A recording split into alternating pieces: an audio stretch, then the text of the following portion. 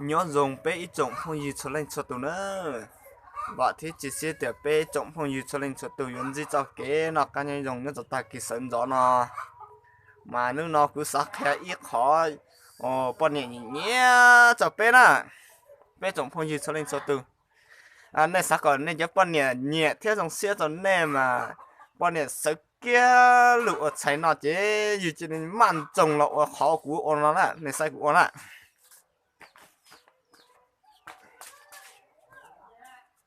cho nó mà bọn này nhẹ sặc rồi đó cho nó mà bọn này mà cho bọn này sấy kia là chạy loại như sấy kia là có tên nó hết chứ bọn này thì chứ hay yếu được chứ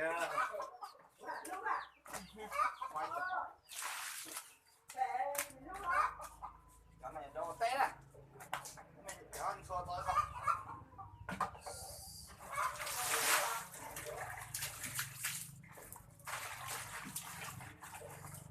trời ơi cái này đó mấy nhở tao tập ủa rồi lên đi ra sách lên đi ra cuốn nó xé cỏ cho nó của một sách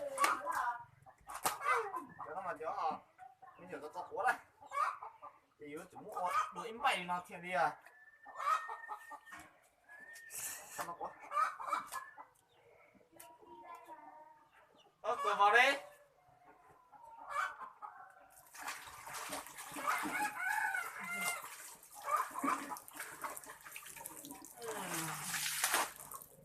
đó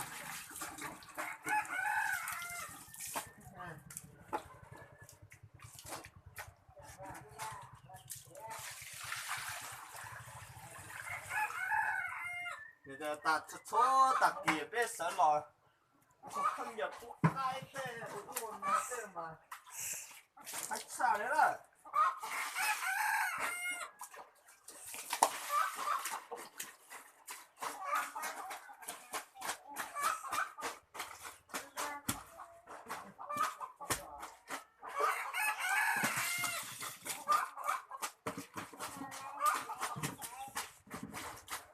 ôi một chế hát tôi Chị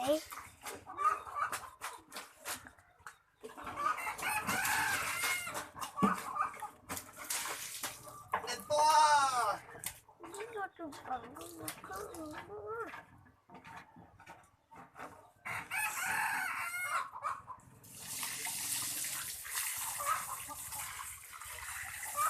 nếu có mông men nhổ to quá cái thân giờ này có chỉ sát rồi tên con nó chỉ có ấy nó là cái cua nó mà cút xa đấy mà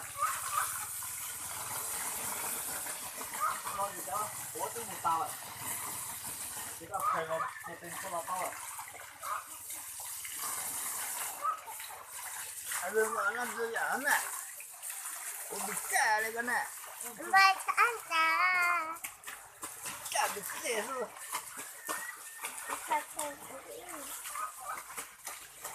ôi bị cha bị chết hả?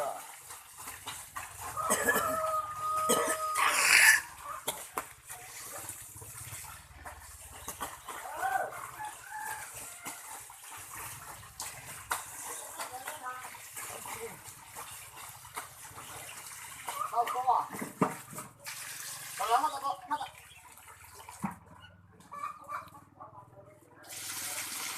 Anh nó ít là cái nó ít chỉ cũng có đuổi cái nó món nó có cho họ chúng hay có chỉ cho nó có búa á, giờ bây giờ mình phải à cô, nó thứ sáu thế này, giờ cho tôi có một lòng bóng một cái thằng hả đây là mong này chúng là đồ ăn kia đồ thế à? à Đây chúng là đồ kia đồ thế à? thế mà hấp nhau cả chúng nó này hai cả chúng nó máy à ơi cú pha nó tốt là thông số tao cá nó đây cũng là một cái Biết sẽ ghét nhà nó sẽ chúng ta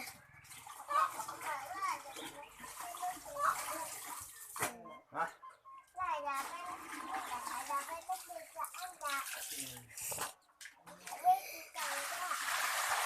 Nó thì tìm mà đâu? Nó thì tìm à? Một cái dạng.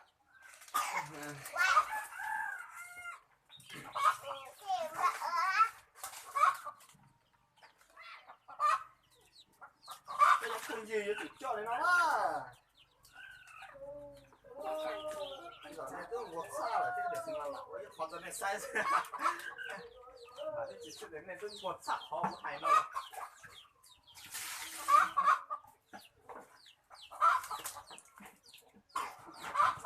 Lão ấy nên gì cho cái đoạn dễ xí sức này. Cái chỉ chuyện này chỉnh buồn. Có chạc khó nào xí này. Cái lão ấy khó. Cái đoạn dễ xí cho cái sai.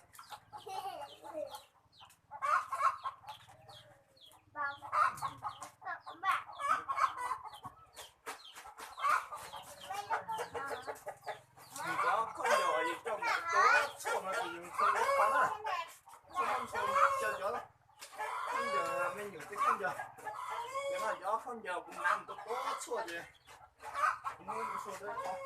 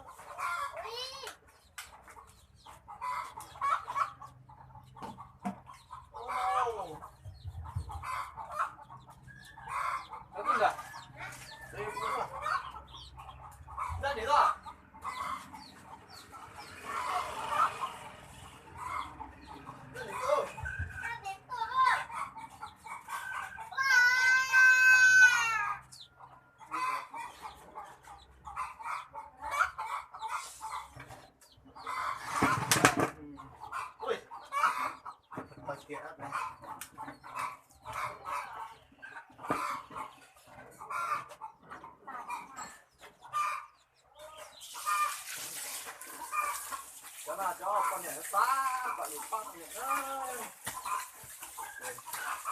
Còn lọ cái kia, lọ cái nào mà tôi còn phải làm số phân để lọ kia. Đấy kia mà.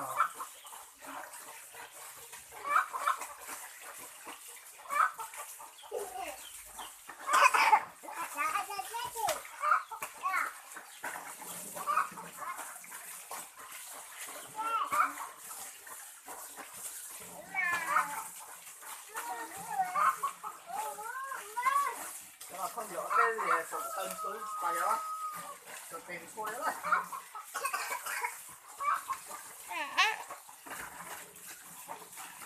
Anh ấy hình chắc phải rằng ha.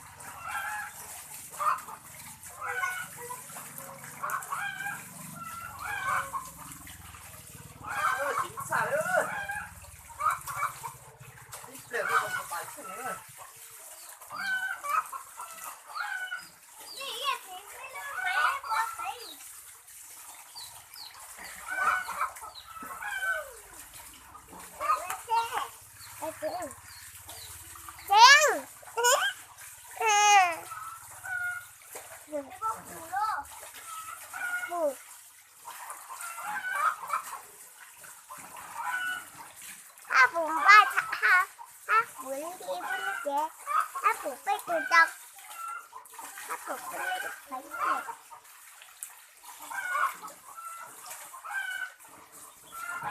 Apple bay trên đâu. Ô, điểm ra này à? Để tôi lập có này.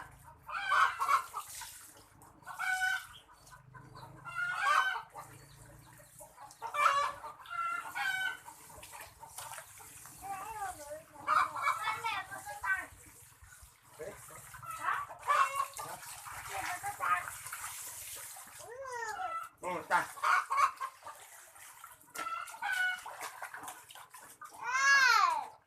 Thế à nó. Ở bên muốn đi cộng tàu phu xí.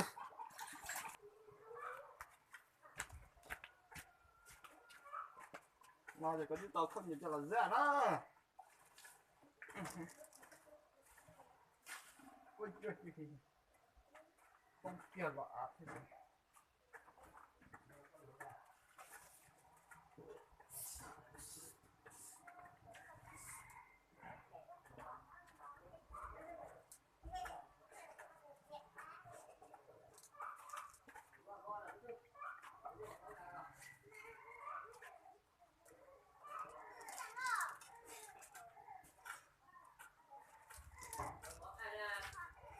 Thôi đi nó sẽ mà chính xác theo hú sập là nữa này. Nó mà hú kỳ này.